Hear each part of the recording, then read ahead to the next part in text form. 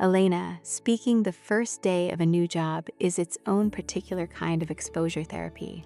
You are aware at every moment of being observed without yet understanding the language of the place, what the silences mean, who matters, what the unwritten rules are.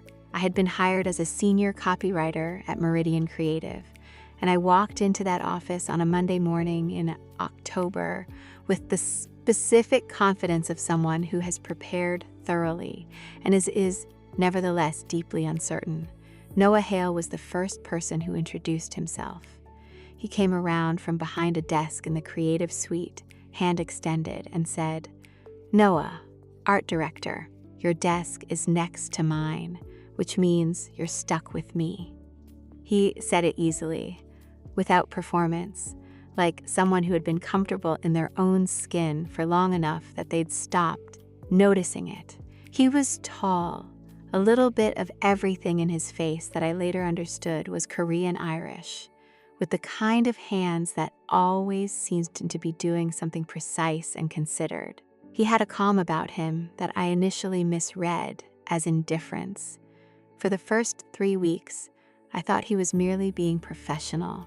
He included me in conversations, explained the unwritten rules of the office with quiet efficiency, got me coffee once when he was getting his own without making a ceremony of it. He was kind without being warm, helpful without being personal, and I told myself that was exactly the kind of colleague I needed. Someone who would be useful and uncomplicated and would not make things messy. Then, at the end of week 3, I stayed late to finish a brief, and he was still there at his desk, headphones on, working on something on his screen. I was leaving at 8:30 p.m., and I said goodbye, and he pulled out one headphone and said, "Good work on the Harmon brief, by the way. The angle you took was the right one." I had spent a week on that brief. No one else had said anything about it. I said thank you, and I went home and I sat in my kitchen and told myself that it was a collegial compliment and that the fact that it had landed in me like something significant was simply the result of a long week. I think, looking back, that I knew something from the very beginning. Not what it was exactly, just that it was something, and that it required careful management. Noah, speaking, I knew Elena Chen was starting on Monday because the creative director had mentioned it at Thursday's meeting. New senior copywriter, strong portfolio, joining from a boutique firm in the city. I had looked up her portfolio online, as I did with anyone joining the creative team, because I prefer to know what someone's work looks like before I know what they're like in person. Her work was exceptional. It had a quality I can only describe as precision with emotion. Copy that was exact without being cold, that landed without seeming to try. I noted it and moved on. When she walked in Monday morning, I introduced myself because no one else was doing it. And I have been the new person enough times to know that the first hour matters. I told her the desk situation, which was true, and she looked at me with a kind of careful, evaluating attention that I found immediately interesting. Most people smile in the moment of introduction, reflexively, to smooth the encounter. She didn't. She was genuinely assessing, taking actual stock, and then she smiled. And it was different from a reflexive smile because it arrived slightly late and meant something. I spent the first 3 weeks being deliberately careful. I was her colleague and she had just arrived, and I had a policy, developed through one previous experience of considerable inconvenience, of not allowing professional proximity to become personal proximity without being certain there was ground to stand on. So I was helpful. I was friendly. I kept everything light and functional and appropriate. It required more effort than I would like to admit. The Harmon brief comment was the closest I came in that period to stepping past the line I had drawn. I said it because it was true, and because I had been thinking it for 3 days, and because the way she had stayed late to get it right while everyone else had gone home at 6 was exactly the kind of thing I noticed and didn't usually say out loud. I saw her face when I said it, the brief flash of something before she said thank you, and I turned back to my screen and thought, careful. I am not always good at careful.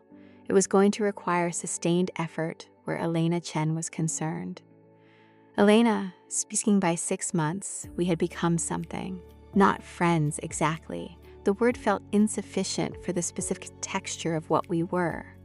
But not just colleagues either. We had a rhythm, coffee at 9, which started accidentally and then became expected. Lunch on Tuesdays and Thursdays when projects allowed. A shared language of reference. Films, books, a few running observations about the particular atmosphere of the office that we had developed between us, like an ongoing private conversation operating alongside the professional one. He made me think harder. That was the thing I was least prepared for. Most people, when you disagree with them professionally, either fold immediately or dig in defensively. Noah did neither. He engaged. He would sit back slightly in his chair and actually consider what you'd said. And then he would offer a counterpoint that took your argument seriously while dismantling part of it. And the conversation would go somewhere neither of you had anticipated when you started. I had not had that in any workplace before. It was in the technical sense, the most intellectually attractive quality I had ever encountered in another person. That is what I told myself it was. Intellectual attraction. A collegial respect that happened to be accompanied by the fact that I thought about him the first thing in the morning, in the specific way you think about something important you want to get back to. A professional appreciation that happened to include noticing with unreasonable precision the exact sound of his laugh from across the room. My friend Diane, who had come to visit and met Noah briefly at a work event, said afterward, "That man looks at you like he's doing math." I said that was an odd description. She said, "No, like he's calculating something, like he's working out whether to say something." I told her she was reading too much into a 30-second observation. I thought about it for the rest of the week. Noah, speaking 6 months in, I had accepted that the careful approach was going to require indefinite maintenance with no clear resolution in sight. What I had not anticipated when I committed to keeping things professional was that Elena would be the kind of person who made professional feel like an elaborate costume. Something you keep adjusting because it doesn't quite fit over the reality of the situation. Working next to her every day had taught me things about her that I hadn't sought out and couldn't unknow. The way she went completely still when she was thinking through a problem, as if she needed to stop all unnecessary motion, to focus all her available processing on the thing in front of her. The way she disagreed, directly, clearly, without apology and without aggression, like disagreement was just information rather than a confrontation. The way she drank her coffee too hot and always seemed mildly surprised by this, every single morning, as if she expected it to have cooled while she wasn't looking. I had also, by 6 months, noticed that she noticed things about me. Not the way people notice things about you when they're interested in something from you. Not transactionally, but in the way you notice things about someone you're genuinely paying attention to, because they are genuinely worth paying attention to. She remembered things I said in passing. She asked follow-up questions 2 days after a conversation, as if she'd been thinking about it in the interim. Once, when I had a difficult client meeting and came out of it looking, I was told later, like I'd survived something. She put a coffee on my desk without saying anything, and when I looked up, she was already back at her own desk, looking at her screen. I talked to my sister about it. She listened for several minutes and then said, "Noah," respectfully, "just tell the woman." I told her it was complicated. She said everything I made complicated was usually simple. She was, as usual, probably right. Elena, speaking the Chicago conference, was 3 days. We traveled with 4 other people from the firm, but the flights and the hotels were separate. And by the 3rd evening, the others had gone to the industry dinner. And Noah and I had both independently decided not to attend and had independently ended up in the hotel bar at 7:30 p.m., which we both treated as a coincidence for approximately 90 seconds before abandoning that pretense. We had drinks, then dinner because neither of us had eaten, then more drinks at a corner table, while the bar filled and emptied is around us, and the city did its enormous, irrelevant thing outside the windows. We talked about the conference, but also about everything beneath the conference. Why we did this work, what we had wanted to do instead, the versions of ourselves we had imagined as children, and the ways we had become different and sometimes better things. He talked about his father, who had been an architect, and the particular grief of losing him 3 years ago, and the way he still sometimes looked at a building and thought about what his father would have said about it. I told him about my mother, who had been a writer, a real one, with 2 published novels, and who had died when I was 19, and the way her voice was something I kept finding in other things. Certain sentences, certain rhythms, certain moments when a piece of copy came out of me so cleanly it surprised me, and I thought, that was her. That was something she put in me that survived. He listened to all of this with the complete, present quality of attention that I had noticed from the beginning and had never found a sufficient word for.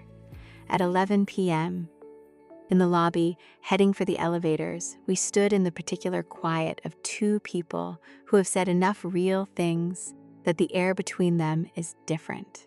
He looked at me and I looked at him, and there was a moment, an extended, specific moment, when I thought, this is when something is supposed to happen. And then his phone rang. Work, an overseas client, urgent, and he looked at it and looked at me and said, Elena, in a way I had never heard him say my name before. And then he answered the phone, and I went to my room and lay on the hotel bed in my conference clothes and thought about the way he'd said my name for a very long time. Noah. Speaking, I had not engineered the bar situation. I want to be clear about this. I had genuinely decided not to attend the industry dinner and had genuinely gone downstairs for a drink and found her there. And the look on her face when she saw me was one I have thought about many times since, not surprised exactly, but like something that had been held carefully, had briefly been put down. The conversation that followed was the most honest I had been with another person in years. She made honesty feel like the natural direction of things, the way some terrain just slopes you toward where you're going. She talked about her mother in a way that was both devastating and matter of fact. The way grief becomes when you've carried it long enough to know its exact weight and have simply incorporated it into how you move. I told her about my father, which I don't often do, not in that degree of detail, not with that degree of reality. I felt, afterward, slightly lighter in the specific way you feel when you have put something heavy down in the presence of someone who understood why it was heavy. In the lobby at 11, going toward the elevators, I knew what I wanted to do. I have not been uncertain about it for some time, if I'm being honest. What I was uncertain about was whether she was in the same place, whether I had read the situation correctly, whether this was mutual, or whether I had been, for the better part of a year, constructing a narrative that had me as a character in a story she wasn't writing. Her expression in that moment answered the question. I said her name the way I actually meant it, not as a word, as a thing, and then my phone rang. The Hong Kong client, genuinely urgent. I looked at the phone and looked at her and wanted, with absolute clarity, to throw the phone into the decorative fountain in the lobby and stay exactly where I was. I answered it because I am a responsible professional adult. And I went to my room, and I did not sleep well. The next morning, I decided I was done waiting to be certain. I was certain. The next question was how to say it out loud, in a way that was worthy of the saying. Elena and Noah, alternating Elena. He came to my desk the morning after we got back. He put a coffee down, mine from the good place around the corner, not the office machine, and he said, I need to say something, and I'd rather say it here now than wait until I can talk myself out of it. I put down what I was doing. No, I had rehearsed this. The rehearsal was, in retrospect, completely useless.